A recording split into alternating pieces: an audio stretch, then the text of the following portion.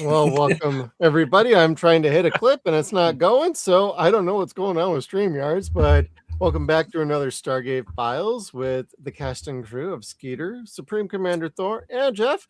But we have a special guest in store tonight. We got Darren from Gateworld. Thank you for joining us, Darren. How you been doing lately? Hey guys, it's been a while, hasn't it? A little bit since about October-ish. Kind of a lot has happened. We have a new Stargate show coming now. Yes, we do. And not going to pick your brain too much about that, but how you feeling about that? I know it's been all quiet on the Western front for about a few weeks now, but you've been putting out some fun articles and keeping everybody in the loop on normal Stargate stuff. Yeah, it's kind of business as usual for a little while, but it's also totally different now that we know that a new show is going into production. The writers' room started in LA last week. Martin Garrow's creating the new show, and I'm glad that they announced it before the holidays, even though it was going to be quiet for a while. It's going to take a couple of years before the show gets here. I'm glad that they told us because I don't know about you guys, but I feel kind of rejuvenated now that I'm making the same stuff by and large. There's not a whole lot to cover on the new show yet, but I get that energy kick that I really needed. That's awesome. Yeah, like we started their show like a year ago and we were just like, we just want to talk about Stargate. Yeah. And all of a sudden it's like, wait, we're actually getting a new show. Oh crap. We should probably actually talk about some of that because we like to talk about like articles you would post or any interviews David was having on Dial the Gate. He's got a new season coming up, so that's really exciting to see that too. And just like whatever we could come up with as far as like, maybe we'll do 3D printing stuff. Maybe we'll just figure out whatever we can, like Twitter bookmarks with anybody doing AI stuff, which was a recent thing. So it's like, what can we do to talk about something somewhat current and topical before we get into the reviews? But you know, it's exciting to see that we got a new show coming, and glad you, Darren, and David are both on top of that. So it's good to see that. Sure. I'm glad you guys got the credit to announce that to the world. So that was really fun. I was kind of blown away. I've told the story on live streams over on Gateworld, but Joe Malazzi emailed me and David and say, hey, I want to talk to you about something. You got a minute to hop on Zoom? So we said, yeah, sure. And then David and I talked like, what do you think this is? And I was, let's keep expectations low. Right. Like a comic book or something. Maybe he's taking his Stargate Extinction script for the Atlantis movie, and it's going to be a comic book adaptation. Something like that would be cool, and we would, have something new to talk about. And then I hopped on Zoom, and there's Joe and Brad Wright and Martin Garrow. Martin, you guys who don't know, was a writer, producer on Stargate Atlantis for 5 years. And then he went off and kind of hit it big. He's a success story from the Stargate family. He's created a bunch of shows. He's showrun series for network television. And he kind of hasn't had anything to do with Stargate since. He's kind of been hands off the Stargate world. So when I saw Martin Garrow there on the Zoom call, I was like, oh, it's a show. They're doing a show. You picked up on that right away then. Yeah. But yeah, it was amazing to be included in the announcement. It was a lot of fun. Well, well deserved to both of you. Yeah, it was great that they included you. You guys have been lighting the candle, so to speak, on Stargate since it's been off the air. So yeah, well deserved. Yeah. Thank you. It's all Martin. It's all Martin Garrow. He wanted to do it this way, and Amazon, bless him, was happy to let Martin do the announcement the way that he wanted to do it. Yeah, because it really reached out to every fan. Because, like we were saying, we still watch you guys doing all the announcements, even if it's a little tidbits or Master Electrica's doing this or whatever it is. Or this actor's doing this show. Yeah, and then all of a sudden they come to you guys and really hit all the fans to be like, "Hey, we're doing this for you." It was just amazing. That was absolutely the right way to do that. And I could watching you and David like interviewing him on that one particular stream was just like, I know there was maybe a slip of the tongue here and there, but you all were to be like totally polite and professional.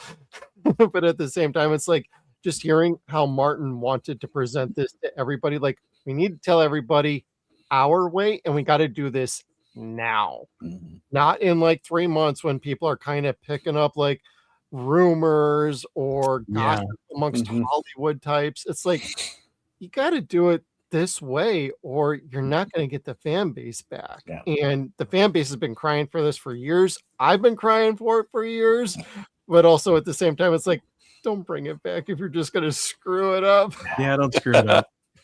The fact that it's the old guard who are doing the show, Brad and Joe are consulting producers. They also have Roland Emmerich and Dean Devlin as executive producers. I know, right? Which is a story that I'm waiting to hear so that I can tell it on Gateworld. I don't know what that relationship is going to be like. I have some theories, but the fact that apparently some of the trades had bits and pieces of the news and were maybe developing stories and asking questions and getting ready to report it, and Martin wanted to pull the cord. He wanted to be the one to come out and break the news, go directly to fans and reveal the news that way, so that we didn't learn by logging on to Variety or something. But it was a fun 15 minutes of fame to be out there on a video with 1 million views on it, and it came up on my teenage daughter's feed. I got emails from a former student. Wow. My wife's old boss saw it. Oh no! Like, hey, I know that guy. Oh, very exciting. Now, in light of all the news that's going on, are you looking at doing anything new with Gateworld? Are you trying to ramp anything up? You got any fun plans in store? Yeah, I've been kind of long-term planning for the eventuality of when Amazon bought MGM. I was convinced there was going to be new Stargate at some point in some form. So I've already been kind of getting ready. If you guys watch the Gateworld YouTube channel, I've been doing a series, rapid recaps for a whole season in 10 minutes.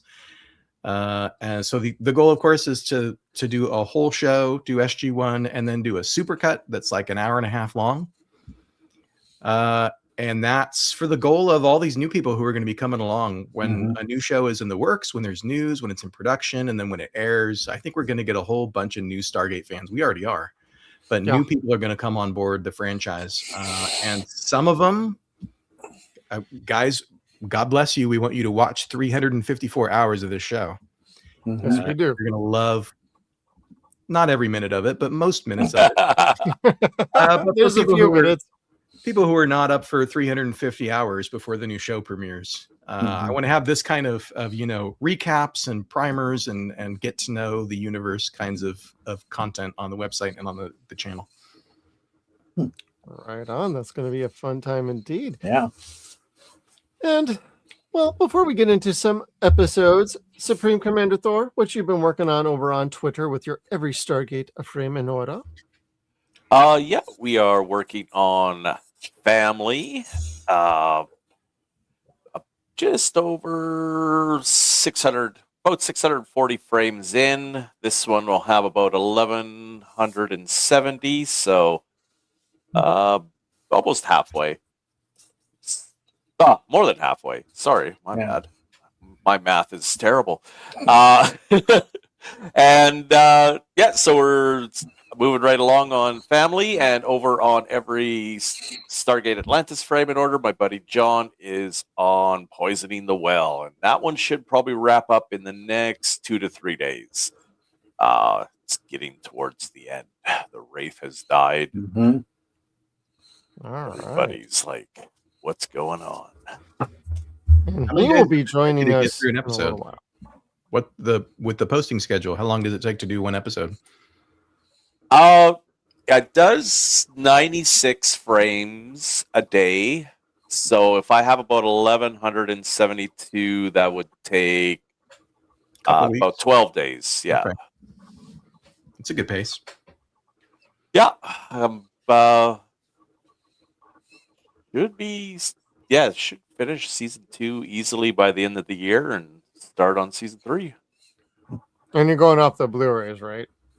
Yeah, I'm going off the Blu-rays now. The first season, I did most of it with an AI upscaler because the Blu-rays just weren't quite up to snuff with the rips. So, but now I have also got a new program too for doing my rips, which allows me to do lossless MP4s. So, gotcha. When they come off, they're about 10 gigabytes. So it's not nearly as tough. And Skeeter, what you been up to lately, brother? Finishing this. My Stargate Atlantis gate. Ooh. The ring actually spins. And it would have been done. I'll put you a full screen so you can show that. Okay. It would have been done today, but my lighting for it came in today instead of on Wednesday. But to give you an idea, we got the gate lit up and chevrons lit up and all the dresses light up too. So that's awesome. Yeah, that was pretty fun. I got only one bad print that happened with it, and it was printing the chevrons. A couple of them didn't print right, so I had to start over, and then they all came out perfect. As soon as I get this LED lighting all put inside, I'll be lit up and everybody can see it. So it'll be kind of like this one that I printed of the original gate. So, but it'll look a little more lit up. It's not just going to be the puddle itself lit up. The whole chevrons and the gate addresses will light up. Stare into the light. You will watch Stargate SG-1. Yes. So, and then the other project I've been working on in secret is waiting on electronics to come in. So that one we're going to be waiting on a while for. I'm sorry, but it'll power up the whole house when you get it fired up. Yeah. We'll give you a little sneak peek of what that is. So there you go. But yeah, that one, it'll be a while yet. So, because I didn't realize a lot of these electronics are on back order. So I've noticed that with a couple things I want to print off, and it's like, maybe I'll wait till things come in stock so I can have them here. So when I print them off, I can just assemble them instead of waiting a month or two. Trying to not do what my dad does and just start like about 20 different projects, and eventually I'll get to them over the next 30 years. I try to stick to 2 projects at a time, or else I just gone. They'll sit there and I'll forget about them. Good call. Yeah.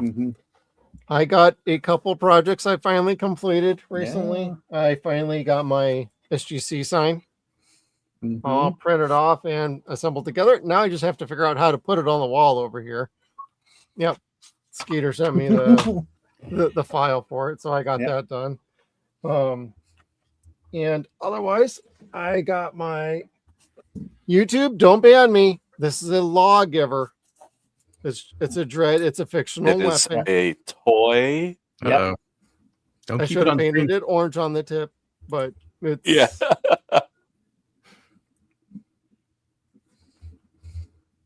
You can see the barrel is plugged at the end. Yeah. Oh wait. Nope. Fake. Yeah. Fake. Well, is Batman going to get displaced by that logo, SGC logo? You got to get it on camera.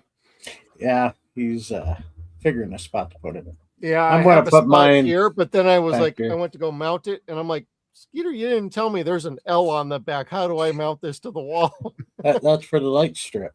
Because literally, there's like this on the back, and I was like, well, how do I put that on the wall now? Or do I have to go get like a little hanger and super glue it to the back or something? Well, they got those sticky Velcro ones too, or just sticky double-sided, where it hooks to the wall and just pops right off if you pull it. Okay, if you say so. I'm just going to drill a little hole in the back of mine and then hang it on a hook. And you'll punch it all the way through. We know how this works. No. Well, on that note, I think we're all caught up on intros. There's just 2 quick little things I want to show off from Twitter, and then we're going to get rolling into some reviews here. I just wanted to highlight a friend of ours, Beyond the Stargate blog, or BG, sorry. But I wanted to highlight that as of 27 years ago, the 5th race aired for the first time on January 22nd, 1999. And I thought this was pretty good to kind of show this off. Like, man, time for like annual reviews here around now. So I thought this was really cool because the 5th race is one of my favorite episodes of the series. And it's a favorite for a lot of people. So I thought it was really good to highlight this, and I'd recommend everybody check out Beyond the Gate BG if you're on Twitter. 1999 was 27 years ago. Yeah. You know, when I saw that, I'm like, damn, I feel old. Yeah, that means my oldest is going to be 27 this year. Wow. Yeah. And tomorrow, anybody know what tomorrow is? Oh, yeah. January the 23rd. You're gonna tell First Gateworld. Very famous actor came into the world. It's Richard Dean Anderson's birthday. I knew that was coming up. I did not know that was tomorrow. So happy birthday! Always remember it because he shares a birthday with my brother, and I got to remember to call or text my brother tomorrow. Yeah, let's see. Rick was born in 1950, so he's what's he going to be? 76? 76? Yeah. Oh my God, he's a year younger than my dad. Woo. My dad was 49. So happy birthday, Rick. Yeah, happy birthday, Mr. Richard Dean Anderson. Give us a call. We'll talk. Of course you want to do that.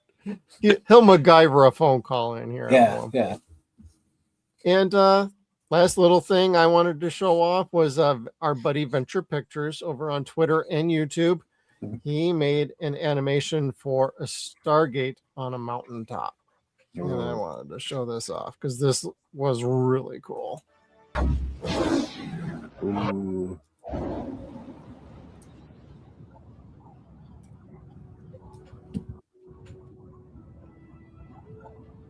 Nice. Cool. Just the idea of something on a hilltop like that just gives me ideas for what I'd like to see. And like, they don't have to do it in the new show, but like grandiose kind of like set pieces where the gate can be on, and like the idea of it on a mountaintop just makes me think Machu Picchu, and like there's a gate up there somewhere or buried under something. Forests. Yeah. That's amazing. What fans can do in 2026 with off-the-shelf tools. Can you guys just imagine what they're going to cook up for the new show with an Amazon budget? Yeah. That's what I'm saying. I'm like, excited for. We're getting ideas from fans. Imagine what they could freaking do now. Like, I'm excited. So, and I like seeing the fan base just getting all invested and doing their own thing. We've seen the mods for video games. We see the renders. We see even the AI redneck Stargate thing. It was really hilarious. Even though it's terrible, but it's also funny at the same time. They did a Farscape one. They've done. There's been all over the place. There's some. Yeah, all the Star Treks they've done too. Well, on that note, I think that's enough of news and some interest. Let's get on into Proving Ground, everybody. And in this one, we have an SG-1 team trains a team of raw cadets, and a Colonel O'Neill is forced to take them into a real-life battle situation when he learns of a possible alien incursion, foothold situation, at the SGC.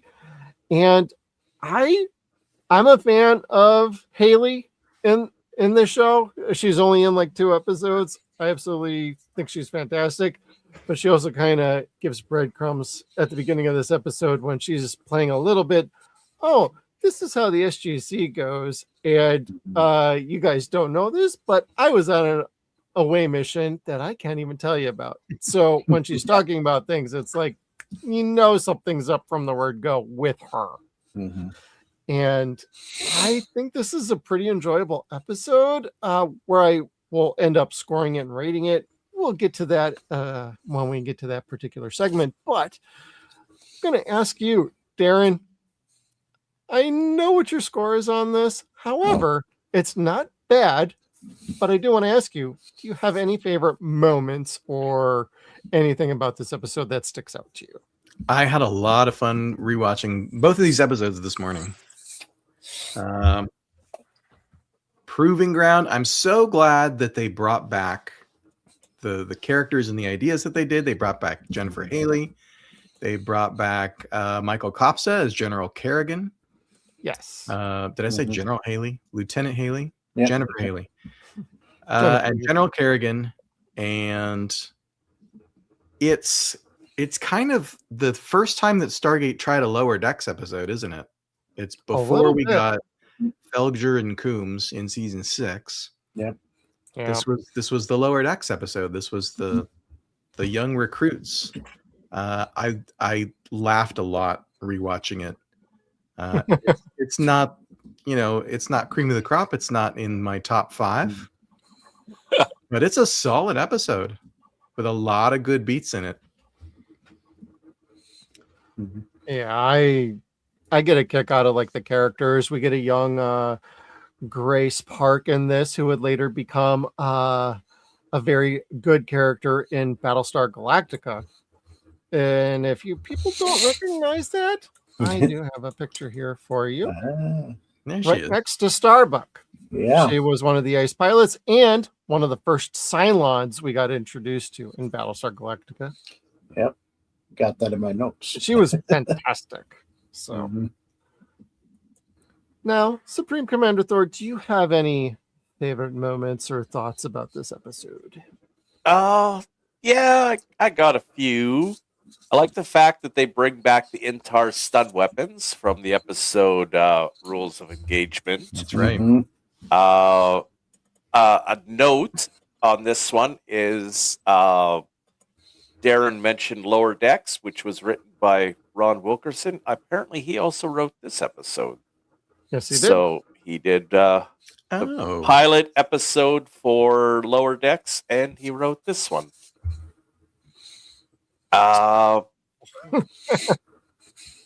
I like Daniel being the bad guy. He doesn't get to do that. Well, I guess he got to do that season 2, but this time he's hamming it up with his Gould voice changer. We get Grogan, and Grogan makes an appearance in this episode and another appearance in... Yeah, he'll come back. He comes back in the Sentinel. Mm-hmm. And oh man, I am so bad. Elliot comes back in The Summit and Last Stand, which unfortunately is his last episode. He's got a 3-episode arc, everybody. Yep. He passes, he gets assigned to a team, and then he's not assigned to a team anymore. Mm-hmm. That's really about it. This is definitely not one of my favorite episodes. When we get to complaints, I will fill that in a little bit more, but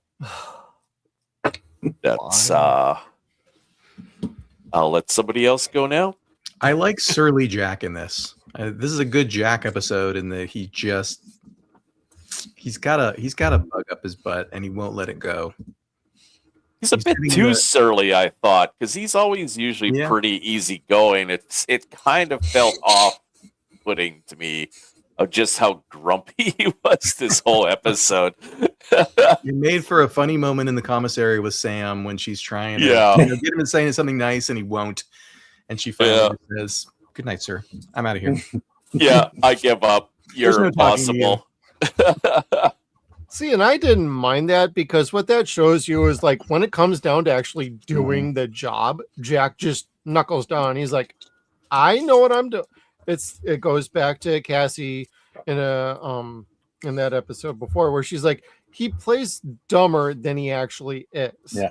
He's actually very smart. He knows what he's doing. He knows when he needs to step up and assert control and take care of things. He tries to play dumb and keep the humor light and airy so like people are not so stressed out all the time. When it comes time to actually do the job, he can handle it easy. And this is one of those breadcrumbs that just shows like when it comes that time, he's got it covered. He knows how to train recruits. He knows how to bring them up to speed. He knows what he wants on a team and what he's looking for in personnel. And I think that's one of the hallmarks of their show is like when it comes time for him to step up, he's there. He is totally on point and he ain't going to cut slack on anybody if they ain't going to cut it. So I find that really compelling. I think this is a really good Jack episode. Beyond that, I see what you're getting at, but I feel like this just reminds everybody he knows what he's doing. This is why he's a freaking colonel. Or lieutenant colonel, I'm sorry. And why he's got this rank and why everybody always looks up to him to guide the mission or figure out what's going on. So that's just my opinion. But Mr. Skeeter, do you got anything you like about this one? Yeah, there's a couple of things. Like I was saying, what happened there? Oh. There it is. Just took a second to pop up. Yeah, we get a whole bunch of people in this episode. That was great to see. Seeing them a lot younger than what we see them lately in shows and movies. Like Lieutenant Elliot, played by Courtney J. Stevens, who's been in Miss Salone, Suits, Designated Survivor, The Boys, and The Umbrella Academy. He was in Suits? Oh my gosh. The Umbrella Academy? Yeah. I might need to finish that show.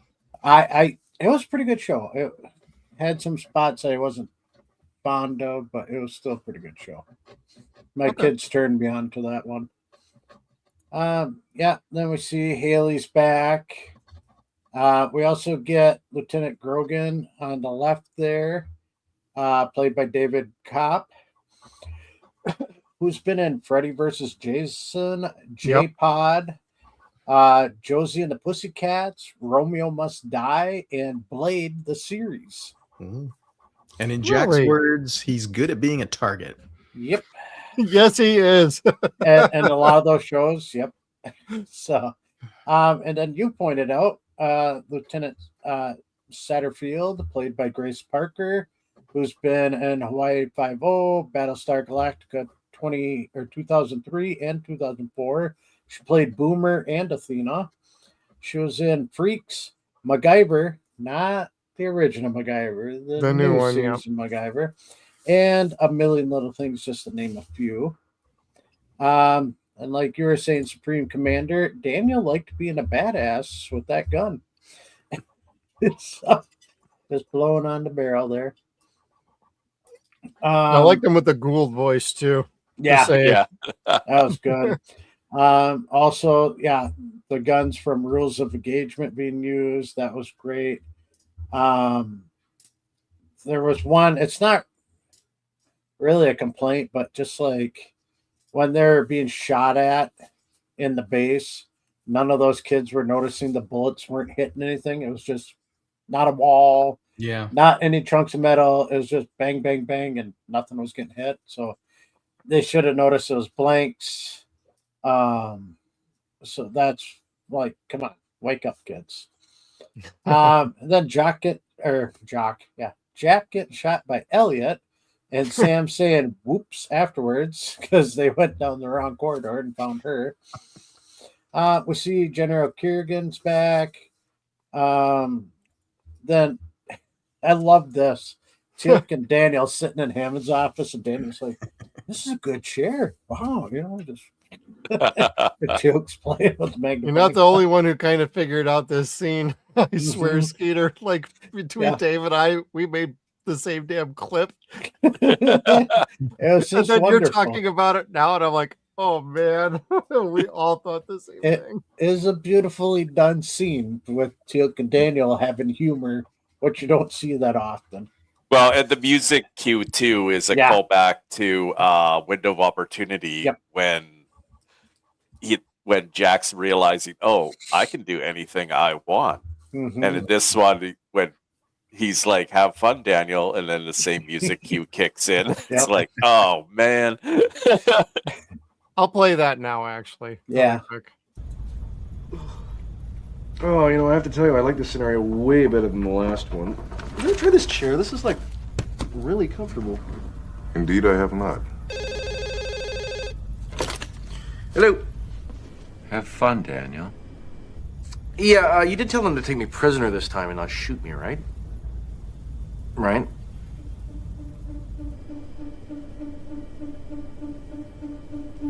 Hello.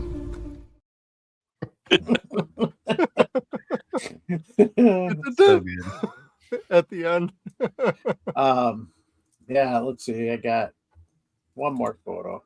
Yeah, the device. Yes. I know what part of it is.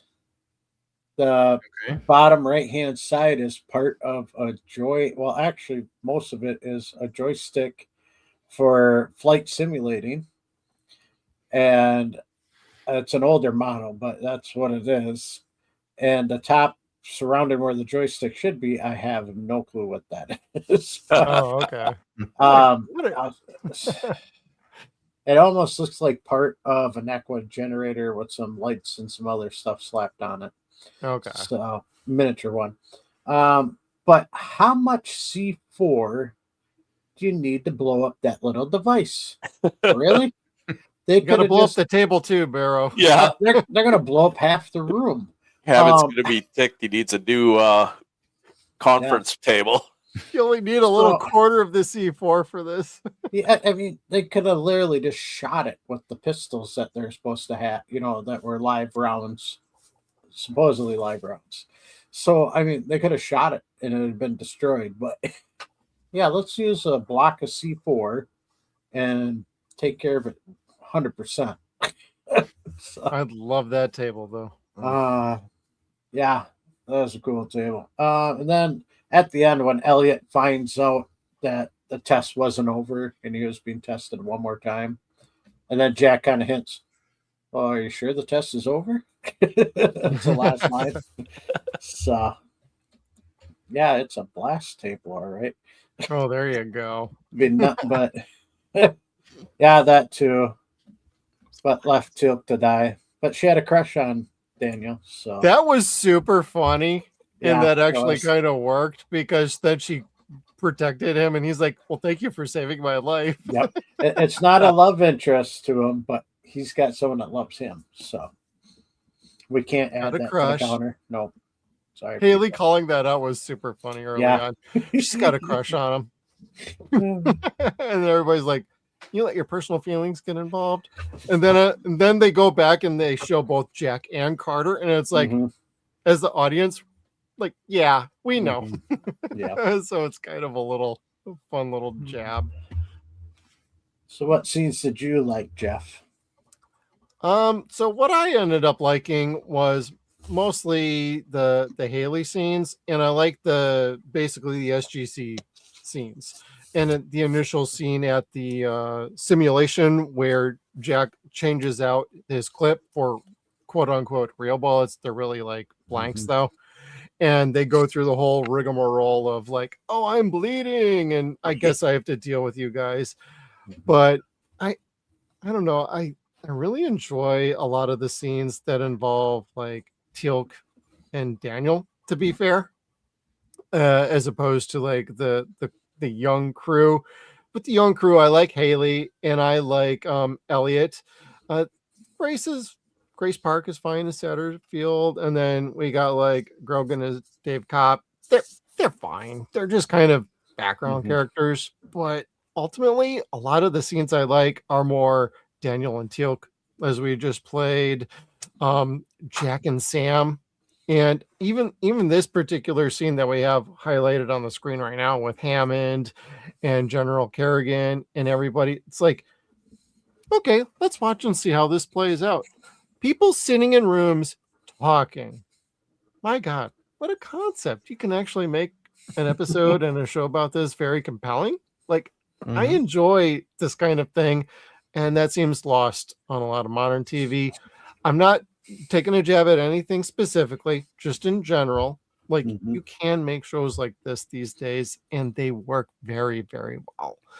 And this is one of those episodes I just enjoy because it's a callback to Haley from a previous season and a previous episode, and there's callbacks to the weaponry. There's callbacks to the foothold situation. There's a little bit of everything in this episode. Does that mean it's a perfect 10 out of 10 episode? Absolutely not, because it's a simulation all the way through, even to the very end. As the audience, we're watching Elliot as he's like, I kind of figure this is a simulation. And to your point earlier, like Skeeter, like the simulation, okay, they're blank bullets, they're not hitting off anything.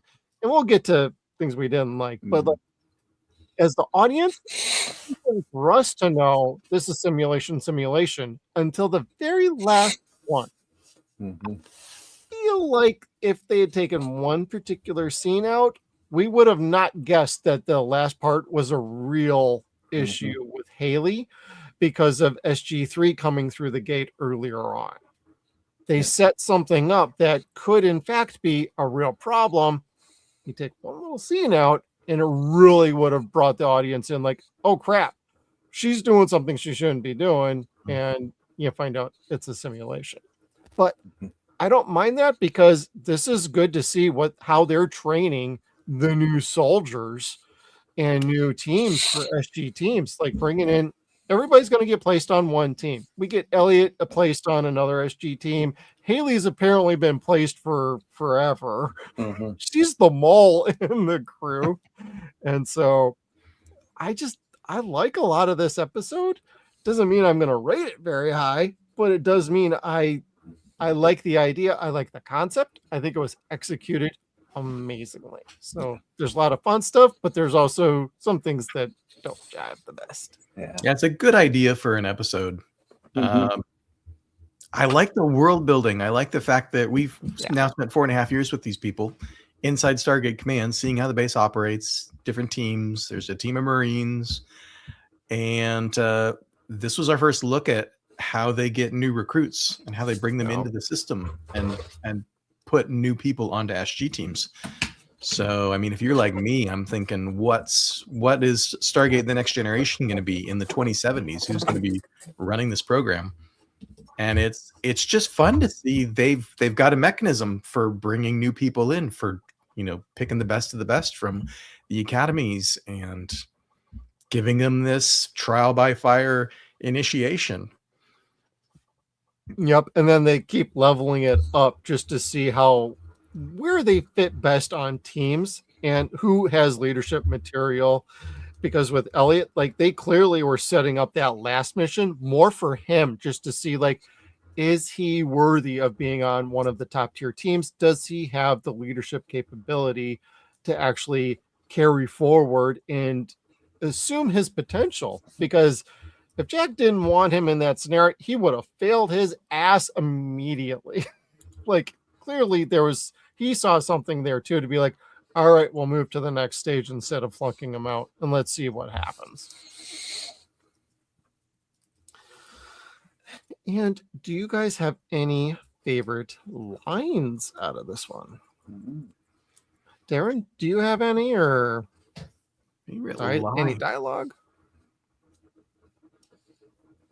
Nothing's jumping out to me from this one, right? This isn't one of the quotable ones, in my opinion, so it's like, it's kind of hard. Other than like, have fun, Daniel, it's not super quotable. There's fun moments, but specific lines of dialogue, I'm drawing a blank. No, that's all right. Supreme Commander Thor, you got any? Yeah, I have a few scenes that I like. Not necessarily lines, but if you want to play clip one, weren't you a little hard on them?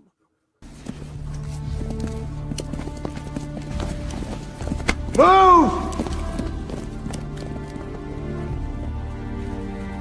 Are you being a little hard on him? You turn that thing off. Sorry. And no, I wasn't being too hard on him. Imagine that in this script and being like, can you at least try and make your voice sound a little weird? So he's got the timing down to be like, can you stop doing that, Daniel? And clip two, I was never their age. And there's Haley. Oh, yeah. 4'9" fighting machine. Colonel. All right, fine. They're the future of the Air Force, the program, the entire planet. God help us. Try to remember when you were in their shoes. I wore boots. Think back to when you were their age. I was never their age. That's actually really good. And, yeah, well, that's what Darren was talking about too. Like, after that, she just gives up and walks away because obviously he's in a mood. Yeah, that I got a kick out of that scene. I also started noticing they were eating a lot of Jell-O for the next several episodes. Season 5 is a big Jell-O season. Mm-hmm. Yeah, it is. Gotta eat some Jell-O, and that's basically it. Because I had the "Have Fun, Daniel" as my third scene, but that was one of mine, and I kicked it. So yeah. Skeeter, you got some? Yeah, I got a few. Jack says, these and other cliches will be available for one more day of training with me. After that, you'll either be assigned to an SG team or not. So these and other cliches will be available to you all for one more day of training with me. Yeah. That was supposed to be the clip at the beginning of the episode that we started tonight, and it did not play. Good pick. So yeah, it's like he knows he does his cliches a lot. Then we did the scene with remember when you're in their shoes, I wore boots. Lieutenant Elliot says, looks like their leader is Daniel Jackson. Jack, I always knew he wanted that office.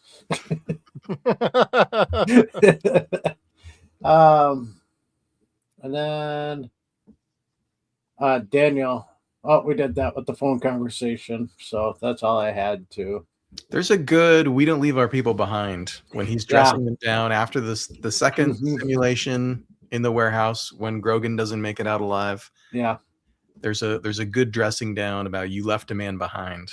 You shot me. That's obviously that's the SGC's ethos, and it's Jack's ethos. And I feel like he's playing a drill sergeant. He's being a hard ass. He is probably, these guys are all still going to pass until that happens. I feel like when they leave somebody behind, I feel like at that point, Jack is serious about flunking them. Yeah. There you go.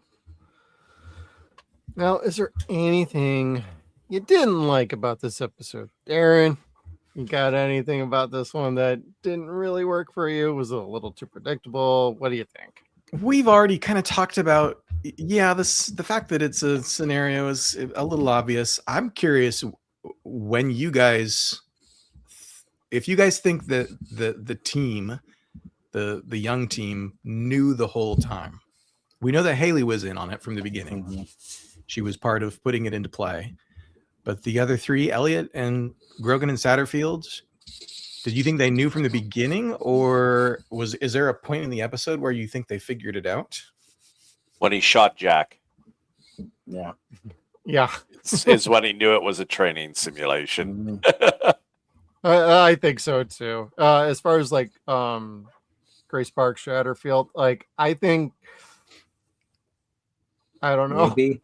I can't really tell about her. As far as like Dave Cobb's character, I think he probably had no clue. He's just a typical grunt character, but he's very good at what he does.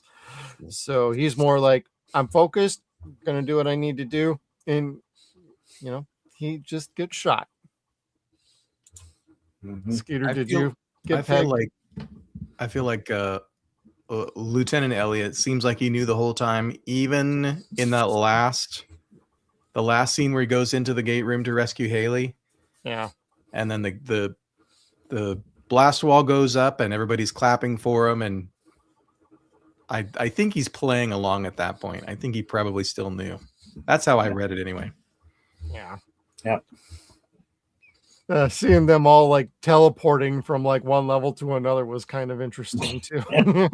They go from the control room on like level 12, and then they all of a sudden are back down in the gate room on the other side of the blast door. I'm like, wait, what's going on here?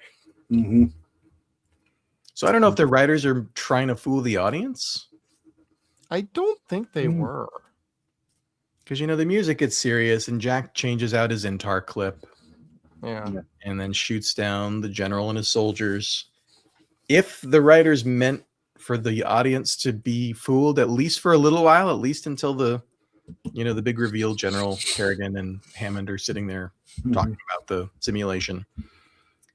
There's a few minutes at least. And it just, for me, it didn't last very long. Not just because I'm a skeptical TV viewer, but the fact that they made Daniel the bad guy twice in a row. Yeah. I'm like, okay, we see what's going on here. Yeah, this is where I feel like they could have taken a little scene at the very end out.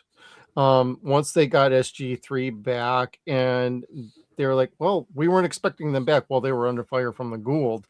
That's where you could have then, after that, had a little thing with like Haley suddenly being in the gate room and actually not understanding what's going on. I think that reveal of blowing up the bomb and then telling them, oh, it's all been a play, and then we jump to another scenario. It's like I would have not had that bomb work. I would have been like, no, bomb is fake straight up, like before getting, or even just take that whole scene out. Congratulations on completing the scenario. You got shot, you're dead, you're still alive. You take out like about that 30-second or 1 minute sequence, take it out, and then all of a sudden it's like, wait, that didn't work. What's going on? And all of a sudden something else is going on in the gate room, and you still have to go save Haley. That's where I think doing too many reveals kind of was a pullback on the episode. It really kind of brought it down a notch. I can see that. Yeah, multiple rug pulls all at once. I like the oops part. That was fine. Yeah. It's like, okay, we see what's going on. But you do that too many times, and then the audience gets a little annoyed by the end. And Skeeter's right about the blanks when they're exchanging fire with the SFs in the corridor. I noticed that this morning. I'm like, I, as the audience, don't believe that this is real. And I think that Elliot knows that it's a simulation. But how are we supposed to believe that the SGC thinks that this is going to fool anybody? Yeah. You got anything else for us, Skeeter? Yeah, like you were saying, it does drag out near the end a bit. I do find Elliot a little bit annoying because he does know it's a simulation, but yet he's trying to play off that he doesn't know it's a simulation. Like I said, I think he started figuring it out when they had the blanks being fired at him. I'd say that's where he definitively knew that, oh, wait a minute, they're shooting blanks at us, but we're being tested, so we'll play along. And then when they found Sam and they had to make up something on the fly on why Jack was releasing the prisoner, I think he caught it. And maybe the others did too, but I wasn't sure. Plus, the shooting, if they were not getting shot and they're, training, they're going against real soldiers who could shoot really well. Don't you think one of them got winged or something? So that's where I think they know they're either really bad shots or they're not shooting at us at all. And you're going up against, say, like teal'c, who could wreck the whole team on his own. We did get Grodin just jumping. That was hilarious. That was funny. But yeah, I had something else when you guys were talking and it kicked in. Now I forgot it already. But I've been through training like that. I know what it's like. And yeah, there's situations where you don't know, okay, is the training really done or not? Because they do that stuff to people. But yeah, with the whole shooting situation, you'd know right away. So granted, mine was with paintballs and pellet guns, or not pellet guns, but soft BB. Yeah, it's still crazy. You get hit from around a corner, and it's like, how the heck did that happen? It's just because they're that trained. Yeah. So, but yeah, that's about it. Otherwise, or did you have anything? Complaints? Yeah. Yeah. Yeah, I have a few. I mean, it's nice that they brought Kerrigan back, but in Prodigy, he had no idea the SGC was even a thing. That's right. And now a year later, he's running training simulations.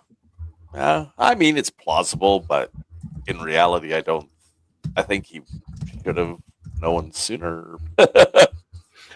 Especially if he's in charge of setting up these training simulations. I also didn't like the fact that the episode, I would have preferred the training to have not just been solely combat related. Because there's other ways to deal with certain issues. I would have preferred maybe... I know this was probably a money-saving episode, which is why it was all basically at the SGC, but I would have preferred it to be off-world if you're doing training. I just think shutting down the SGC to run a training simulation is probably not a good idea. Yeah, as was witnessed in the fact that SG3 was coming in hot under fire. Yep. I remember my other dislike real quick before I forget again. They were blowing the locks off of doors. Those big steel doors. And they were doing this training, twice a month? Siler must be pissed. I know. Replacing all those doors. He's gonna need You'd have another to wrench. replace the door in the frame pretty much because they melted through it with their Yeah. So, Oh, that was the other thing I forgot to write down. But yeah, sorry. no, that's fine. That's a good one too. That's a good one, yeah. And I don't know. I didn't care for the story at all. I'm not into watching the guys get trained. I would have rather just tell me this is the kind of stuff that I think you could just hand wave and go, they're well trained. Because obviously they are if they're going off world. Mm-hmm. I don't need to watch a simulation. I know you could probably say that about a lot of episodes, even, but this one to me is just, I don't know. It's on my skip list. I rarely ever watch it on a watch through. Having seen it once, there's just not enough to keep me coming back. So That's fair. that's basically about it for me. Now, what would you score it then? I'll give it a 5. Skeeter? I'd say a 6.5, but I'll give it an extra point if we find out that these guys are going to be in the new series, brought back for the new series. I don't think so. I'd bring back Haley or Grace Park's character. Yeah. That'd be cool. Mm-hmm. Cast Jack Grace Jr. Park, please. Cast Grace Park. Yes. And Darren, we know what your score is on Gateworld, but do you want to share your score with everybody? Well, it depends on when you looked, because I changed it today. Ooh. After watching the episode. I'm going to have to refresh the page. On a scale of 10, yeah, I'm feeling a 6.5 for this. I think that it's got a lot of fun stuff going for it, but I understand the critique that it's a Lower Decks episode. It's a different kind of episode. It's not focused on our characters. The stakes are relatively low. Yeah. But I'm glad that we got to see these characters again. At least a couple of them come back in season. Yeah. Yeah. And I fall on the scale of about a 7 myself. It's not a great episode, but it's not a bad episode. It's kind of in between for me. And like, I just feel like there's enough there for me because I just enjoy Haley. I don't know. I liked her from her previous turn on this show and like seeing Grace Park. And overall, I like the idea of the episode. Was it executed the best? But there's a lot of fun character moments. There's enough humor in it. There's enough interestingness to it that I think it's worthy of a 7 in my book. Fan rating on Gateworld is a 7.58. Oh, okay. And that's I call that a little bit higher than I would go, to be fair. And I like the episode. So what does that tell you? But on that note, let's see. Was there any other images? I don't think so. Come on, mouse. There we go. All right. At that point, we can get on to the grandiose episode of 48 Hours, everybody. Yes. Here we go. After an accident with the Stargate traps teal'c in transit, SG-1 must turn to Russia and to their enemies for help before time runs out. We actually get some loose ends wrapped up really quick. yeah. in this Like particular one, right at the beginning. which is one of the most, I don't know, I want to say that was kind of a bittersweet ending for Tanith. I would have preferred something more for him. He had been a thorn in their side for some time, like just He taking him escaped a out at the beginning. supernova. I know. Taking him out at the beginning of the episode is not, I don't know. That was probably that's going on my didn't But like. is he really dead? Oh, shut up, Skeeter. Yeah, he's dead this time. Or is he just in hiding? We never see him again because the show ended. It's Yeah, a we'll little talk through that. as important as he was for teal'c's character for Mhm. a year and a half. That his ending is a little bit sour. Yeah. And it's if for anybody watching who doesn't know the story, they just couldn't get Peter Wingfield back. Oh. His schedule didn't allow him to come back. So they finally gave up trying and said, okay, we gotta button up this story. And so they just did a facial replacement on that shot of the owl catch. Yeah, because he didn't have any dialogue. So I was wondering about that. You just saw him kind of clipped a little Photoshop or whatever they needed to do. Spectacular shot though, the crash. Yeah. I think is this our first Alcash? This might be when the Alcash debuted. It is, because I got it on my notes. It's the first time we see an Alcash. So that thing was huge. I was like, holy cow. I want to print off a teal'c. Now I want an Alcash. I thought there was an Alcash at the Supernova episode. That's what disabled them when they were near the sun. Oh, you're right. In Exodus. Oh, Exodus. Yeah, there's one in Exodus. I think that's the first time, because teal'c even had to explain to them the purpose of that ship, because it's a medium range bomber. It's usually doesn't have a hyperdrive. Okay, gotcha. Now we're gonna get into what we liked about this. And Skeeter, let's start with you, brother. What are some of your favorite moments? Or I'm confused because I watched 48 Hours, but I don't know what you guys were watching, because I watched it and it didn't relate to Stargate one bit.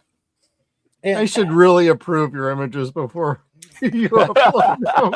I wasn't expecting that. Come on, that was a good job. That was good. So, yeah, right away, teal'c still has that big old cannon. Yeah, that's cool. I'm like, had we seen this one before? This thing was like brilliant. Yeah, Go ahead, Thor. Yeah, the Fifth Man is when he got this. Yeah, he yanked it off a down glider. Yeah. And it's still set up the same way, except for the straps new. Like you got a better strap on it, but otherwise it's still set up the exact same way. And then I had this where I called it "What's that ship?" Kind of like "What's that Pokemon?" But yeah, it's an Alcash, which now you're saying that we didn't get a really good look at it. Where this one, was this is a better picture of it, definitely. Yeah. So, it's a gorgeous ship. I'm gonna see if I can find an Alcash for 3D printing, because that's something you don't see much in a show, and I'd love to have that in my collection of ships here. So we'll have to try to find that. It's on my wish list for master replicas. That and the teal'c. Yeah. Right.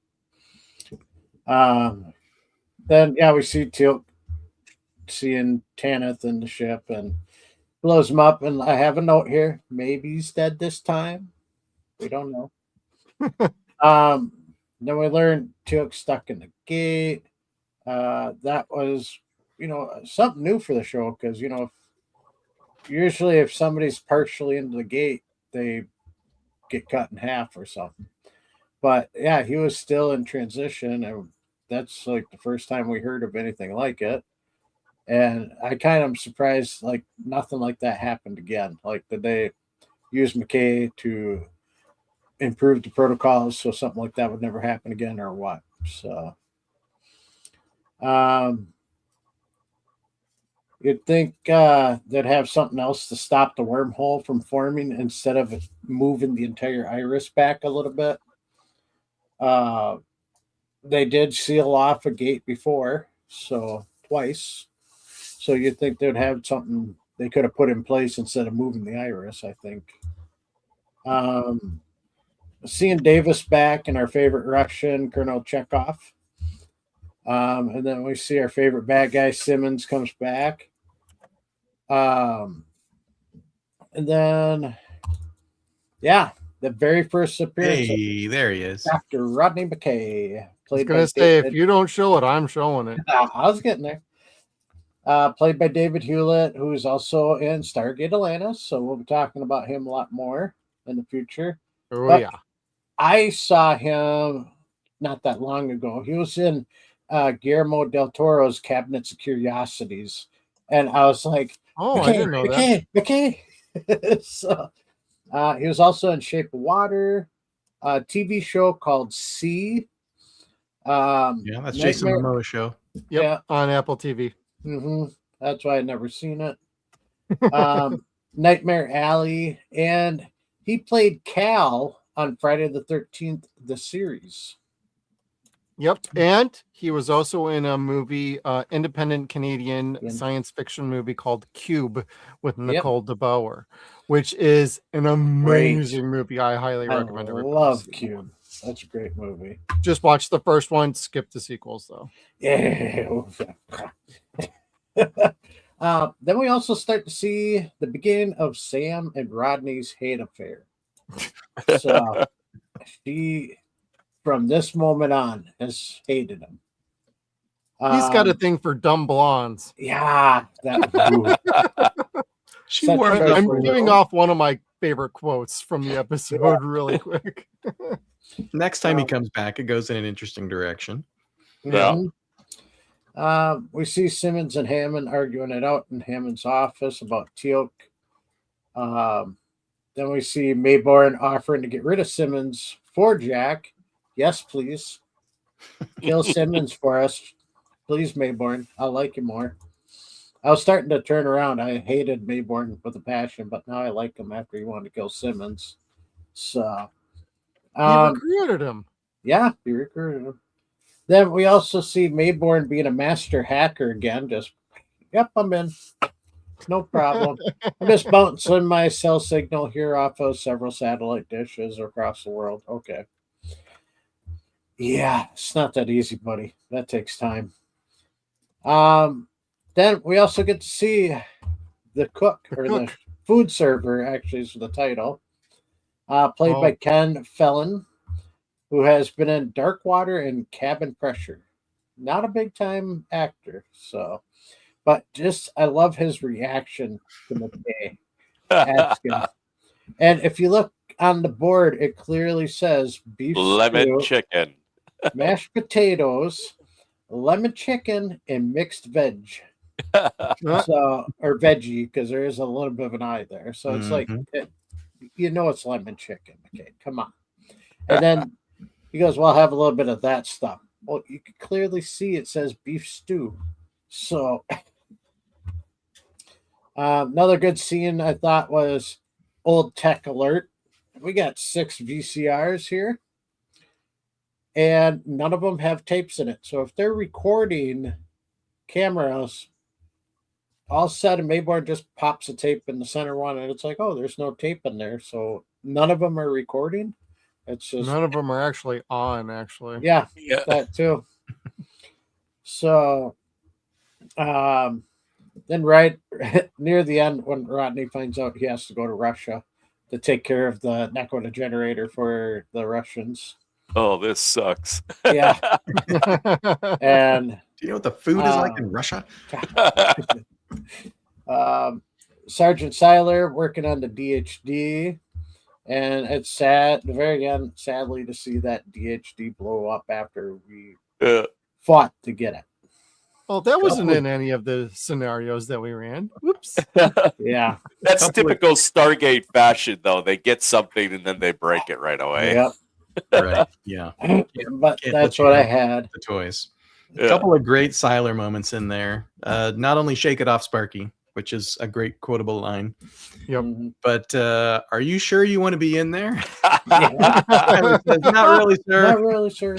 That was so funny. I forgot about I wasn't that line talking on my to rewatch, you. and I just died laughing. I had to stop what I was doing. Yeah. I wasn't talking to you. Supreme Commander Thor, do you have anything you like about this episode? Yeah, I like this episode. It's a different scenario. We get somebody trapped in the gate, like Skeeter was talking about. Davis is back. Daniel has to go to Russia to negotiate the teams getting returned through their gate. They hook up their DHD, and it becomes the dominant gate. So all the teams get back that were trapped off world. because they couldn't use their gate, or else teal'c would dissipate. His energy signature would go away. We get to meet Rodney for the first time. Kind of a shaky first episode. He gets better in Redemption. Yes. And then it makes sense that, that's the character you could cheer for in Atlantis. Because if he only had this episode, people would have been really like, this guy's an ass. To get redeemed. Yeah. He needed the episode Redemption. That episode is all about Rodney's redemption. Yeah. That's a good way to put that, actually. I never thought about it that way. Well, Jonas is getting redemption in that one too. For his actions leading up to Daniel dying. Shut up. You guys will get there. I know. We're almost there. We're almost there. Spoilers. If you haven't watched it by now, it's been out for 27 years. Yeah, pretty much. I just watched all the. I am already firmly into season 6. I just rewatched these the day of, so I can be familiar with what we're talking about on a particular night. Because I'm like, I cannot hold back anymore. I want to watch this show, and I'm watching through Meridian to like Redemption. I'm like, God damn, I hate this show. Meridian wrecks me like every time. Mm-hmm. But no, it's a good redemption arc. Now, Darren, but you got to start McKay here. If he's going to be redeemed, if he's going to become charming, if he's going to become a regular in the spinoff and ultimately be somebody that you can root for, he starts. They write him as the anti-Carter, really. Yeah. He actually likes to debunk her and be like, you might have had an idea that's cute, but like that's actually not what's going to happen here. It's like, total smarmy a-hole. Like you need somebody to be able to match Carter and Amanda Tapping's wit. Like her timing is impeccable. You have to have somebody who can equal that. And Rodney is the perfect foil for her, for the opposite side of the same coin, basically. It's like you need that out of McKay. But if you're going to incorporate him in an actual show, you kind of have to round the corners at some point. For sure. And to your point, Redemption is where that starts, because I don't know when they started to think of Stargate Atlantis, but if it wasn't when Redemption started, it had to be shortly thereafter. Like, we got to get this guy like a little more favorable to the audience. They sure didn't know that they were going to use David Hewlett until they were casting. Yeah, because they didn't originally cast him. They had somebody else. David actually auditioned for a different character, and they couldn't find somebody for the character of Benjamin Ingram. And David had auditioned for it, and eventually they just said, "Well, how about we just make it McKay?" Best choice. There were no plans in season 5, season 6. There were no plans. That answers that question I've had lingering in my head for years. Yeah, but as a performer, David is just, you're right. It's timing. Watch these scenes where, the lunch scene and where they're arguing about the tech of how the gate works. And he's just criticizing Sam. He's like, you're guessing. You're just, and he's absolutely right. She wants it to work. She thinks it might work, but she's jumping the gap a lot with her logic, and he calls her out on it, and he's right.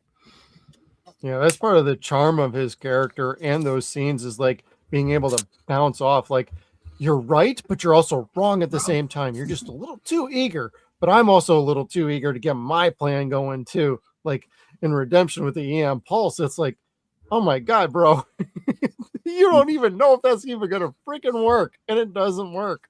And then he ends up having a meltdown then anyway. So. Yeah, he's very black and white in his thinking, as he shows here. He's concluded, right, because the dialing computer and the way that Carter and her team engineered it to ignore all these protocols, all these error messages that the gate can spit out. You say they ignore over 200 something error messages. 220 errors. Get a lock. He's right, but he thinks about it in black and white terms, right? His conclusion is teal'c is toast. He's gone. You can't get him back. There is no solution. Mm-hmm. Yeah. And even if he's not gone, he will be in 48 hours. Yeah. Like that's how long you have until his Mhm. energy signature dissipates Oh naturally. my God, Mhm. Simmons in this one is just He plays a great villain. such a really great. snake, man. And Mhm. then he ends Yeah. up becoming one. Mhm. Not for very long. He's an This is- interesting replacement for the NID foil, right? Because if Mayborn is the Yeah. kind of guy who will stab you in the back, Simmons is the guy who will waltz into your office and stab you in the front. Yep.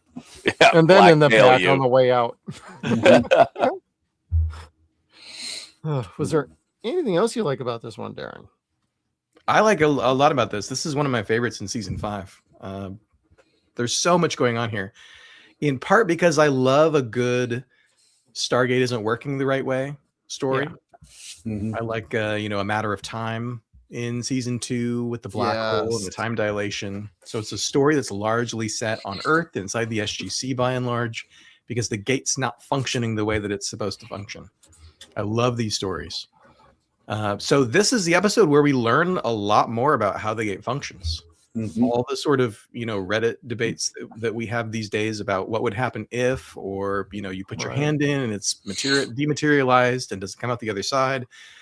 All the information that a lot of the information that we know about how the Stargate operates comes from this episode. This is the episode that kind of imported the Star Trek mythology of the transporter, right? It's basically turning matter into energy, storing it in a pattern buffer, transmitting it all at once.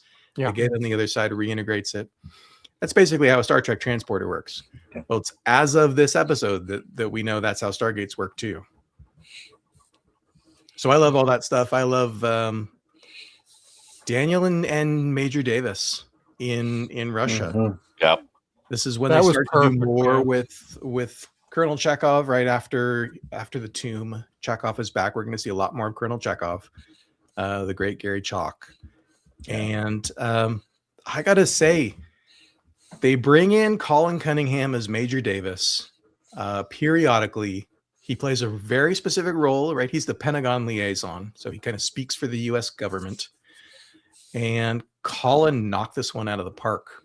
Yeah. This was what I was most impressed with in rewatching this today. Is Colin is just sharp in this. Mhm. Yeah. He was fantastic. I'm just like, this is why Major Davis is low key my Walter. I know, like, Thor loves Walter, and everybody's got their favorite, like, background or secondary characters. Major Davis is my guy. I love this dude. Mhm. And I He's a love that great he's dude. always come back around, and he's fantastic as Major Davis. Yeah. He's And- incredibly smart. He's to the point. He's very direct. This is what things are. This is the way it's got to be. Mhm. And he ends up arguing not just with Chekhov. He ends up arguing with Daniel. And Daniel has to kind of bring him around to find a solution. We got to get our hands on that DHG. Why don't you loan it to us? You can come with it. Mhm. Yep. Like, Never promoted. yeah, I didn't even. I never catch thought of that either. No, he's a major. Yeah, all the way through the show, Yeah. isn't he? Maybe they'll promote him in the new series. There you go. That would be funny. General Davis. Yep. Running the Stargate command. That'd be pretty cool, actually. That'd be cool. I'd buy that. Yeah. Yeah, and all the Jack and Mayborn stuff is great. I think this is peak Mayborn. I think we're all probably in agreement that Mayborn is a better character after he escapes from jail. Yeah, I think He's so. no longer in charge of the NID. But this for me is peak Mayborn. Yeah, because I know he was talking in an interview, Tom Macbeth, saying that he loved playing Mayborn. This was his favorite character he's ever played. And every time they call him back, he was so excited to go back and play Mayborn. Man, Yeah. when he gets this right off, I'm like, oh, He's perfect. no. He's my favorite bad guy. I mean, you gotta love to hate him. A funny tidbit about Tom Macbeth is, I forget where I heard it from, but I think it was on one of Dial Gates' many interviews with Joseph, is Richard Dean Anderson's loved acting with Tom, and he's like, "Why did you never audition for MacGyver?" And Tom's like, "I did 6 times or whatever." It's like he did, and when Tom, I just interviewed Tom in Vancouver last month. Okay. And when Tom tells that story, there's swearing at the end of it. Yeah. Why didn't you ever audition for MacGyver? I did. Yeah. A little salty that he never got a spot on that show. I would too after 6 times. Yeah, right. Like, yeah, come on. I had to fit one of them. After 3, I'd be like, why do you keep calling me for an audition? But yeah, Mayborn is, I love him. I've always loved him, even when he was swarmy. Oh yeah, I liked him before, but I think after he got busted and got thrown in jail, and then the whole character arc just works for this show so well, and being to able culminate with it's good to be king, or to be king, or is it's it good to be king? It's good. Yeah, season 8. It's good to be king. Yeah, very well. That was sad. King Archon. King Archon. I love his character arc. I'm sorry, I would never stop gushing about that, because I think Tom McBeath, Colin, I mean everybody on this particular episode, this just seemed to be like everything fell into place, and we also got a resolution to the little ghoul running around, but not at the same time. Oh, he's still trapped in his little cage. He can't get out. And, well, what's going to happen from that? Only time will tell in a future season. Because as we're getting close to the end of season 5, it's like, ooh, there's going to be some dangling threads going on that people can pull from in the future seasons. And I think it's great. And one of my favorite scenes is straight up like this scene with Jack and Mayborn, because Jack had a concussion and he was basically told, go relax, go home, get off base. And he's at the gas station just getting gas in his truck, and comes out and he's like, "You rat bastard." Yeah. All of a sudden he goes from like this guy who's dealing with a concussion to boom. Yeah. He's ready to go pounce on something, and the energy level just came right up, and it felt like that with the episode 2. Like, okay, you're bringing us back up so we can go flying from here. Trying to chase him around the truck. Oh God! And I think Dave has the clip, right? Oh yeah, I do. I'll play that quick here. Hi, Jack. You rat bastard! Hey, take it easy. I'm so gonna kick your ass. Look, there's people watching. I don't care. Look, it wasn't me. I didn't shoot you, Jack. I trusted you. No, come on. When I come back here like this, if I'd done it. You might. You might.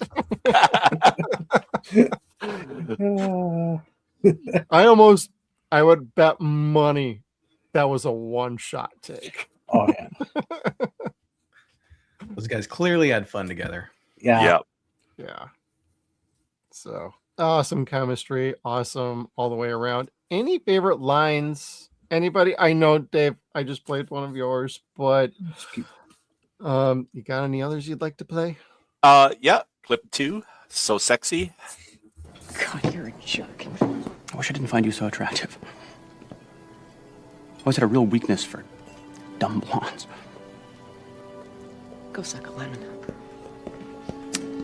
Very sexy. Very, very sexy. and blue Jello. And clip 3, which is the one Darren was talking about. You sure you want to be in there? The base has been evacuated of all non-essential personnel. You can proceed, Major. Sir. Hey, you sure you want to be in there for this? Not really, sir. I wasn't talking to you. Sir, if the gate blows up, it won't matter where we are on the base. Right. Poor Tyler. Heartbroken. He's like, What? Everyone's punching bag. Yeah, I like when he actually gets to speak. Siler's great. Even when he's hanging out in the background, just being like pointing at this or just holding his giant wrench. Him and Martin Wood hanging out together. Yeah. Yep. Skeeter, you got some lines? Yeah, I do. We ran through a couple of them already, but at the beginning, Jack says Carter, and Sam's like, "Sir, are you okay?" "Oh, a couple of stitches, concussion, nausea, dizziness, the usual." So, the other one was Jack explaining, this wouldn't be happening if we had followed orders. It's that damn Jaffa revenge thing. Hammond saying, "Well, I'm sure it's a thrill to be here on the real thing," and Rodney's, "Not really." So, like nonchalant, like, nah, I'd rather have my little model on my computer. Then, yeah, just JK was just saying too, Mayborn, "I'll be in town for a couple of days. I'd like to see how things turn out. If you need me, I'm at the Accent Inn. Check in under the name of Cassidy." Then Jack goes, "David or Sean?" Mayborn, "Butch, of course." Of course, Butch. I see I put a typo in my spelling. I didn't put a U, I put an I by accident. So, Sam, when she's on the phone with Daniel, "Is there any chance you could get the Russians to give us their DHD?" Daniel looks back, they're fighting. "Not without giving back Alaska." Sam, "That bad, huh?" That's kind of funny considering things going on, and not bringing up politics today. Just saying, topical news is kind of funny these days. Even beginning, I tried getting the subtitles for when they're speaking Russian. It just says "speaks Russian," so they gave up on translations. We did the Rodney. "I wish I didn't find you so attractive." Hammond, that near the end, "Airman, arrest Colonel Simmons. Simmons, this is a preposterous." Hammond's like, "Take him away, and if he resists, shoot him." That made me smile, man. I was so happy. I'm like, please resist. Even if they nailed him with a zap, that'd have been great. Oh, that would have been even better. Didn't last very long, did he? No. And then the final one we did with "Are you sure you want to be in there for this?" Siler, so heartbroken. He's like, "Oh, fine. I'll go back to work." Poor Siler. Nobody cares. That's all I had, though. Are there any other lines you might have liked in this one, Darren, or dialogue? Yeah, shake it off, Sparky. Yeah, I'd still probably use that in my day-to-day. And this episode had, we've talked about the exchange with Sam and McKay. I've always had a thing for dumb blondes. Go suck a lemon. Go suck a lemon, which stays for the rest of the franchise for him with the citrus. Yeah, he can't get out from under the lemon curse. But no, my favorite line of the episode is my all-time favorite General Hammond line, which is when the 48 hours have expired and he has to order the gate dialed. And Sam says, "If you order that gate dialed, you are murdering teal'c." And he says, "Tell me what else I can do." He says, "My only other choice is to resign. If I resign, I'll have no control over who will be running this facility an hour from now. Is that enough time?" And you just know he'll do it. If she's got a plan, if she needs one more hour, he'll resign. He'll spend the rest of his career. He'll use up the rest of his career and his goodwill if it's gonna help. It's gonna save teal'c, because he's looking out for his people. He will do whatever it takes. Yep. Low-key, one of the best characters in this show that people give him his credit, but I think for most people, they get attached to the core group here. And I think Hammond is basically the fifth member of the team. And like, Don is just so amazing in this show. And he's around for season 6. I think by season 7, he's backed off from the show at that point. He's through season 7. Yeah, he's a regular through season 7. Oh, okay. Oh, so and he has one. I think he's got one one episode in season 8, the one where they're going off to Atlantis. He comes back a few times. Yeah, he's in Atlantis. Oh, and he's in the last 2 episodes as well. He's in. Let's see. Hammond is in Prometheus Unbound. Right, I remember. He's got the B plot with.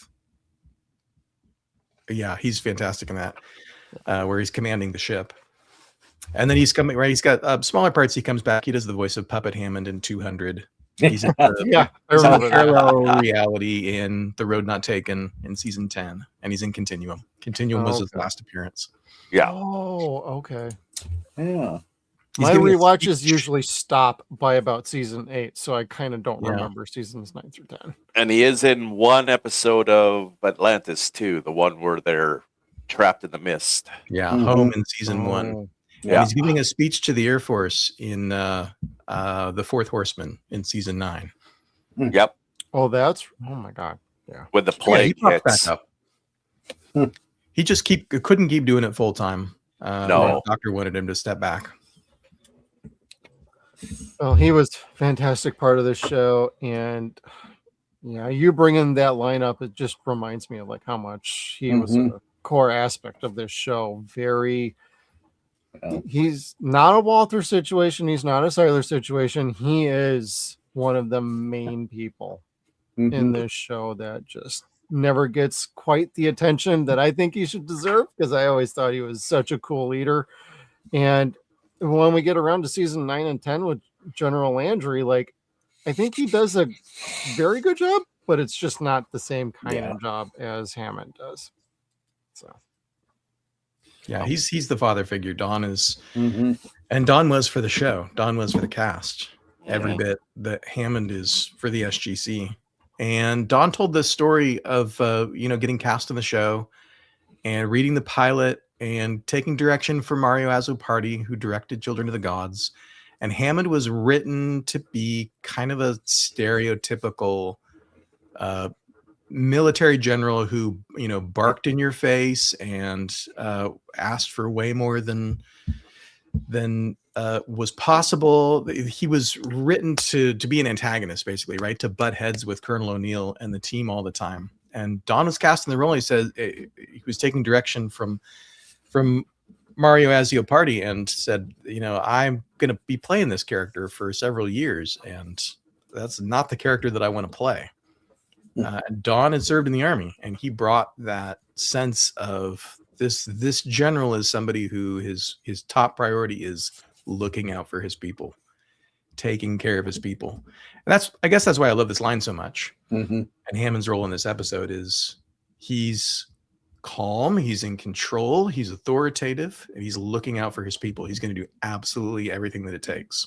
And he also knows when he needs to pull in the team a little bit, like, Jack, stop it or get the hell out of my office. Yeah. We're here. He sends Jack home, right? Tells him to go home and sleep. I love. That's why I took that picture earlier. I got a full 5 minutes. What are you talking about? I'm great. Because I love that I love this. This is like one of my favorite scenes out of the whole thing. Is just him being cautious with Jack and being like, "Bro, you need to go home." So yeah. Now, is there anything you guys don't like about this one in any way, shape, or form? Me, I'm already going to tell you, there's nothing I don't like about this episode. I think it's fantastic. I think it could have been actually a 2-parter for a mid-season if there was time and they had a good enough story to stretch out over 2 episodes. That would have meant, what do we do with teal'c for 2 episodes? Like, poor guy, he got a little bit of a break on this one. Beginning and the end of the episode, he was kind of gone the rest of it. Yeah. Skeeter, you got any? Nothing really. Just a small nitpick, but it's kind of like what Rick's saying here. We don't see the whoosh come through. It just kind of forms, but we've seen that in the past where the puddle just forms. And it's a lot more transparent too. And Yeah. Reason is because it's not connected to anything. It's not connected to a wormhole. That's what's different. We've seen the event horizon form, right? Laia did it without a Kawoosh, but we've never seen an event horizon that's not connected to a wormhole. I thought it was really cool that they made it transparent. Yeah, I like that idea that they changed that up because it wasn't like full glowing. It was very translucent, and it gave that effect of like, you could see through, but that's because it's not connected. That's why there's no light on the end. Yeah. So, and if you guys pay attention in your rewatch, anytime that we see an active Stargate from the back, this is also what the puddle looks like from the back. Yep. So, this episode had all of my favorite villains, and what happens to them is great, but I still want to see Simmons shot. That's the only real thing I didn't like is he didn't get shot with a Zat at least. I'd have been happy. He just gets flushed out of an airlock. Yep. And Supreme Commander Thor, do you got anything that you maybe did or did not like? No, this episode is on my never skip list. Always watch it. I like it. Love it. But the only nitpick I have is that when they're introducing McKay, I think I would have actually liked that he did do some fixing to the Stargate dialing protocols. Like they did implement some of his suggestions that he had. I just think that gives his character a little bit more weight when they're trying to introduce him as the foremost expert on the Stargate or whatever. That's really the only thing I have. Like if he actually would have come up with ways to fix some of the flaws, he knows they're there. Like, fix them. It would have been nice if we would have gotten a little bit out of McKay. Like you're saying, because we've already seen, right? We've seen recently in Red Sky that he's absolutely right that the base computer has been jury-rigged to skip certain safety protocols. Yeah. So that's my only complaint. Yeah, he should have left like this huge books for Sam to go through. Here's the problems you need to fix. Oh God! This year, toss it. I'm not looking at that. I'm not reading all that. We know Sam loves to read that kind of stuff. You're right. And Darren, was there anything about this one that maybe didn't work for you, or any nitpicks? Just a couple little nitpicks. We started with the Tanith of it all.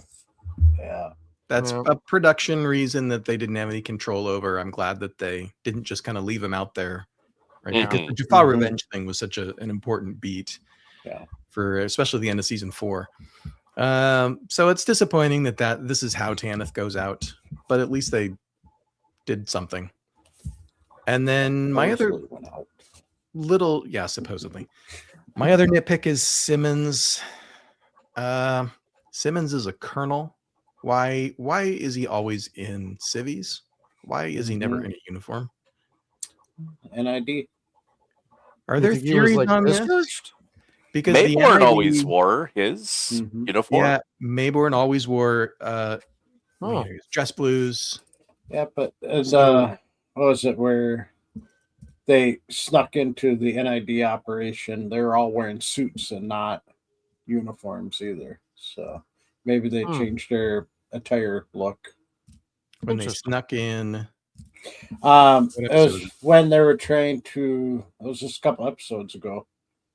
Where Sam and Daniel went to go try to. Oh, it was episode 100.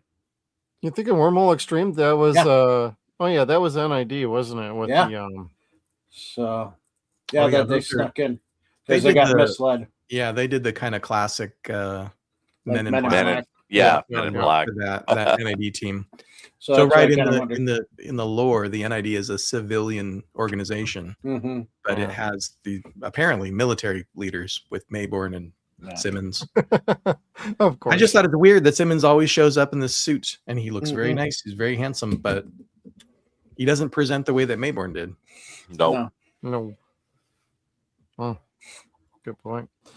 Yeah, anything that I would have about this is I don't really got anything I don't like about this episode other than, this is our first introduction to Dr. McKay, and he gets shipped right off to Russia at the end, and then he comes back later. I'm like, oh, okay. I guess he's not too far gone from the show or coming back at all. But it's a great introduction. I think I liked it, and it was a little rough around the edges. We eventually get there with him in Stargate Atlantis. So I think the pacing on this is good. I think the writing from Robert Cooper is pretty on point, and I think we made the best out of a bad situation with Tanith. At least he went up in a big ball of flame, because after Wormhole Extreme, all I can think is Peter DeLuise screaming, "Bigger!" Yeah. And in this episode, we get like the big explosion where the whole damn ship goes up in a blaze of glory. So I can't help but actually enjoy that aspect of it. And me personally, I would rate this probably about an 8.5. Personally, I think it's really good. Skeeter, what do you got for a score on this one? I'm agreeing. I do like this episode a lot. It's really good. Holds the tension all the way to the end. I'd have to say 8.75. Yeah. All right. Supreme Commander Thor. I'm going 8.5 too. Yeah, I really enjoy this episode. It's right up there as one of my favorite episodes in season 5 as well. Right on. And Darren, you want to tell everybody your score from Gateworld, or have you updated your score on this one too? Oh, I don't know offhand what the fan score is. I gave this 3 out of 4 stars, which is about equivalent to on a 10-point scale. I'd give this an 8. And 8 rate. This is an episode that I love. Like I said, this is one of my favorites in season 5. The only reason it's not higher than an 8 for me is because I'm thinking of all the other episodes that I would score higher than this. So I feel like I gotta have some headroom. No, that's fair. Yeah, the fan rating is 8.27 on Gateworld. Okay. So that's pretty. Sounds about right. It's pretty close to what we're all averaging here. So it's a very solid episode and very enjoyable. And we're going to be gearing up for Summit and Last Stand next week. And I am so excited to get into that one. Those are that's a good 2-parter. I always figured those were like the mid-season point episodes, and they're actually not. So it kind of throws me. I'm like, wait, what? It's like on the second half of the season. I always thought it was more episode 10 and 11 or 11 and 12. It almost always is, right? Because it's almost always a cliffhanger before a break in the broadcast. For some reason, they kick the 2-parter into the back half of the season. Yeah, not exactly sure why, but that's totally okay by me because I think it's awesome to watch back to back. This was when I was watching live on Showtime, so I can at least confirm as of like towards the end of season 4 and through season 5, I was on board with everybody else in the world when it was first airing. So through 2002, I believe it was, I was watching with everybody else and recording on VHS tape, and then realizing, oh, DVD's coming out. Maybe I should just buy the DVDs. I saw they this have all the extras on it, and I'm like, damn it. Yeah, I remember watching us live, and they gave the teaser for the next episode, and they were showing, and I'm like, oh, are they killing off Teal'c? Are they killing off Teal'c? And I had to wait till the next day to get to work where I could get online because I didn't have internet at my house yet. And I'm like punching it up. I'm like, what's going on? Nothing. There's nothing online back then. Oh, the good old days. Yeah. When it would take days to figure out what the hell's going on. Well, that nobody wrote anything until after the episode aired. So, yeah. This was also the 2 episodes that we talked about tonight was the start of the final run of episodes on Showtime. Yep. That followed the largest gap that the show ever had in between episodes. Yep. Yes. There is a full 6 months between Wormhole Extreme and Proving Ground. I remember that. Do you guys remember why? I Writer's don't strike? actually. What's going on? This was 9/11. Oh, that's right. Yeah. So they had if you be Babylon 5 fans out there might remember J. Michael Straczynski's later show Jeremiah. I do. With who was in that? Malcolm Jamal Warner and Luke Perry. Luke Perry. It's kind of a post-apocalyptic world has ended. Yep. Very dark, very serious show. And they were going to pair it with Stargate and air it on Friday nights. And then 9/11 happened and they just delayed the whole schedule for months. Okay. Oh. So we got a 6-month gap in the middle of this season. Jeez. Oh, and Jeremiah actually reused a lot of the sets from the SGC. So that was pretty fun. Because they were situated in Cheyenne Mountain themselves in the show. It's at least not initially, but at least a few episodes in, and then they started showing that, and then they carried through for 2 seasons, and then it got canceled. Unfortunately. Then they brought on Odyssey 5, which I really like, and that got canceled too. Yeah, I like that show. That was Manny Cotto. He would then go on to Star Trek Enterprise season 3 and 4, which are my 2 favorite seasons of that show. They're, I think, everybody's favorite 2 seasons of Enterprise, aren't they? Just about, yeah. I am actually going to oppose that. My favorite is the first 2.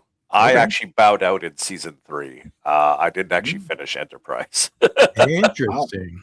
Yeah. See, when Manny took over in season 4, I thought this is what the show should have been from the beginning. Yeah, because they were getting more into the serialized arcs and keep getting focused on what people wanted out of the show. And he pulled great story. He got everything dialed in. I don't know how that worked out with Rick Berman and everybody, but they were giving him the keys, except for the very last episode.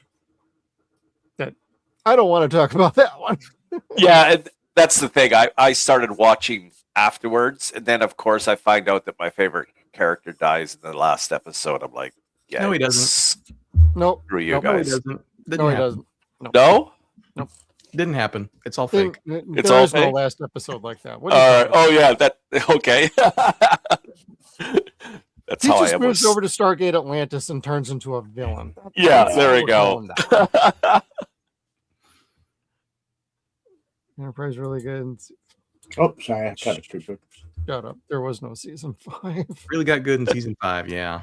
It was getting there, man. That really Yeah, quick. the serialization was what kind of threw me off. I didn't care for it. I like standalone episodes more. No, I get it. It's cool. Like a Everybody's got classic. their own jam. Enterprise had a little bit of both, and it drifted more towards the serialization because I think a lot of the fan base was wanting more coherent stories that weren't jumping around from like 1,000 years in the future to like 10 years before. They wanted it more dialed in. So, and I think it got a bit more focused. There was still some bottle episodes. My favorite episode of Enterprise, really quick, is the Mirror Universe episode because they actually gave the show a proper orchestra theme to start the episode, and I love it. It's so dark and dismal. And yes, I like SGU, so shoot me already. I love it. You can hate me too. I love that. But thank you everybody for tuning in. Before we head on out, Darren, you want to let everybody know where they can find you and what you got coming up next? Oh, look for Gateworld on YouTube and on the internets at gateworld.net. I'm trying to get stuff done. I'm at this point where I bite off more than I can chew, and I just like a dog with a bone. I can't let go of it. So I just work on it and work on it and work on it, and I end up not getting anything else done all week. So right now, that's a video. Oh man, I hope this is not the video I told you that I was working on last October when I was here. I don't think it is. I'm doing a lore video on the 4 great races. Ooh, there you go. And that's Nice. about half done, but it's been I've been working on it for a couple months. So it'll be good to get done. I'm excited again that there's a new series coming. So I'm also kind of rethinking what it's going to be like for us to cover a show when they're streaming new episodes. I hope that they spread it out and do it weekly so that I have a chance to read and cover the episodes week to week. Yeah, the big thing with Amazon is like, how many episodes are they going to drop initially and then go weekly? Because I think we'll find out with the boys what their kind of strategy is going forward, because with like say Reacher, they drop like 2 episodes, then it's weekly for the rest, but they've done as many as 3 before, and then they go weekly after that. That's kind of what I'm expecting. Martin wrote the pilot. We don't know if the pilot is 1 episode or a 2-parter. I was going to say, I'm wondering if it's going to be a 2-parter, because that's what Amazon's doing a lot. They put 2 episodes out, and then it's once a week. That'd be my guess. Is if he wrote functionally a movie length script that they'll drop 2 episodes and then go weekly. That'd be the way to go. So cool. Sounds like some lore videos might be on the way. And do you have any live streams planned coming up? We're coming back with live streams tomorrow. Cool. Wow. Yeah, so I was doing some casual hangouts with fans over on Gateworld every other Friday last fall, and we had a blast, and we're going to keep doing it. And now that there's a new show to talk about, hopefully there's more people who want to come on and jabber with me. If you guys ever want to come on and jabber with me about Stargate, I'd love to have you. But so I'm going to go weekly. We're going to kick off for 2026 tomorrow at 2 p.m. Pacific time at Gateworld, and we're going to do weekly Friday hangouts for the next few months. Awesome. And we have a Discord now. Oh, yes, that's right. Yes, I am part. I've joined. Did I join that or not? I don't remember. Here. I think we got updated on a new link. I don't know if that got updated on our little sheet, but while I look that up, Supreme Commander Thor, let everybody know where you are. I am over on X/Twitter on every Stargate frame in order. We're working our way through Family Season 2, Episode 8. And over on every Stargate Atlantis frame in order, my buddy John is on Poisoning the Well and should probably finish that one up in the next 200 frames or so. And you can catch me here every Thursday night on the Stargate Files. Right on. And Mr. Skeeter. Thursday nights right here on the Suns and Shadows Network for the Stargate Files. Tomorrow night, guest appearance on Nostalgia TV, as we're going to cover the second half of the first season of CRITICLESS DSV. And Saturday nights, Deadwire Live here on the Suns and Shadows Network, where Jeff and I, Kevin, and the rest of the crew, well, Chad, if we get any other guests, we all talk about just what's going on in the media and entertainment. Otherwise, thank you, Darren, for joining us. And all your fans that are watching tonight, thank you for joining us. You can find the Stargate Files on Facebook, Instagram, and Threads under the Stargate Files. And you can find me on X under Skeeter, the Stargate Files. Right on. And I'm Jeff at Suns and Shadows. You are obviously watching on our channel. Check us out on all of our socials. Fair reminder, we have not closed our little giveaway on X/Twitter. That is still ongoing for a little prize pack just for checking us out on the X. All you got to do is just check us out on Twitter, and the poll is still running. It is our pinned comment just beyond our post for tonight. So if you want to get in on a little giveaway with a couple of t-shirts and some stickers, just having a good old fun time. Nothing's required. You can just chime on in. And on that note, thank you everybody for tuning in. We'll see you all on the next Files.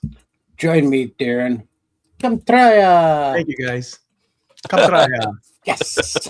And in conclusion, I'd like to say, We better get out of here. no, really? No, really. You will go. Right. You will go.